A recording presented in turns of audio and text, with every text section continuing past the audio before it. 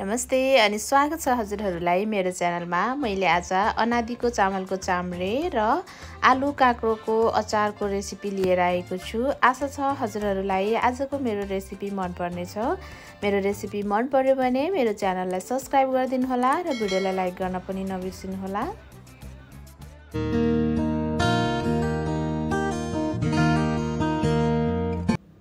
त्यसको लागि मैले एउटा भाँडोमा 4 कप अनादिको चामल लिएको छु।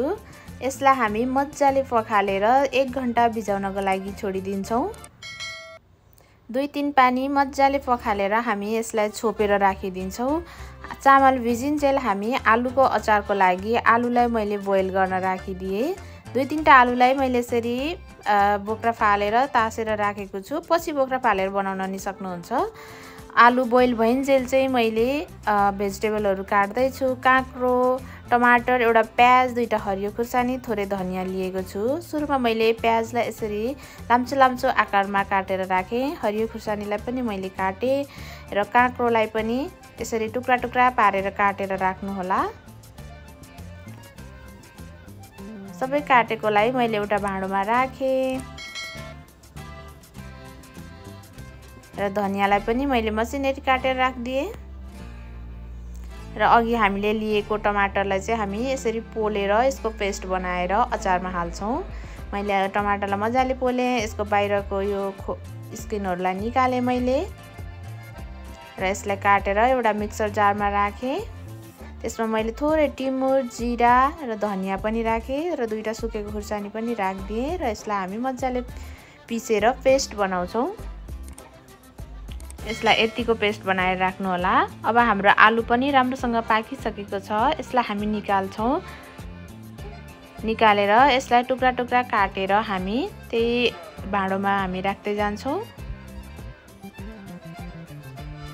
मैले सबै आलुलाई काटेर यसरी राखेँ। अघिको मसला पनि मैले यसमा राखिदिएँ। अब हामी यसलाई झान्छौँ। झान्नको लागि मैले एउटा भाँडोमा 3 टेबलस्पुन तोरीको तेल राखेँ। तेल राम्रोसँग तातेपछि मैले 1 चम्चा मेथी राखिदिएँ र ग्यास बन्द गरेर मैले यसमा रातो खुर्सानीको धुलो र बेसार राखेर मजाले हल्लाएर अचारमा झानिदिएँ।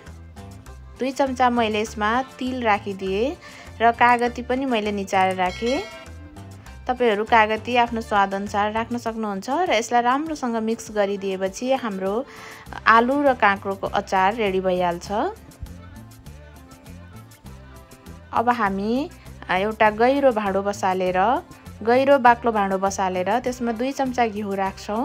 अब हामी यसमा चाहिँ चाम्रे बनाउन जाँदैछौँ। यसलाई हामी लट्टे पनि भन्छौँ। घिउ राम्रोसँग पग्लिसकेपछि मैले 1 चम्चा मेथी राखिदिएँ। 2-3 टा तेजपत्ता, मैले केही सुकमेलहरूलाई यसरी कुटेर राखेको छु अनि 4 चम्चा मैले चिनी राखेको छु। चिनी तपाईहरु आफ्नो स्वाद अनुसार राख्न सक्नुहुन्छ। चिनीलाई यसरी सुरुमै घिउमा भुटेर राख्दाखेरि यसले चाम्रेको कलर एकदमै राम्रो दिन्छ। मैले थोरै ल्वाङ र ब्ल्याक पेपर पनि राखिदिएँ। यो चाहिँ अप्सनल हो, तपाईहरु गरम मसला नराख्न पनि सक्नुहुन्छ। चिनी राम्रोसँग पग्लिसकेपछि हामी यसमा अघि हामीले भिजाएर राखेको चामल राखेर मज्जाले चलाउँदै पकाउनु पर्छ। यतिको रातो नभइन्जेलसम्म करिब 10 देखि 12 मिनेट लगाएर यसलाई भुट्नु होला। यतिको राम्रोसँग मज्जाले भुटिसकेपछि जति चामल लिएको हो त्यति नै पानी राखेर फेरि एकचोटि राम्रोसँग चलाइदिनु होला र छोपेर लो फ्लेममा यसलाई हामी 10-12 मिनेट पकाउँछौँ।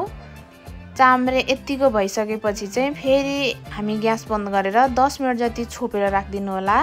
त्यसपछि चाहिँ चाम्रे सर्भ गर्न एकदमै रेडी भइसकेको छ। मैले एउटा प्लेटमा यसलाई यसरी सर्भ गरेँ। साइडमा मैले अघि बनाएको अचार पनि राखेँ। हजुरहरू पनि यसरी अनादिको चामलको चाम्रे बनाएर अवश्य खानु होला। आजको मेरो भिडियो मन पर्यो भने लाइक गरिदिनु होला र च्यानललाई सब्स्क्राइब गर्न पनि नबिर्सिनु होला। Thank you for watching. Have a nice day.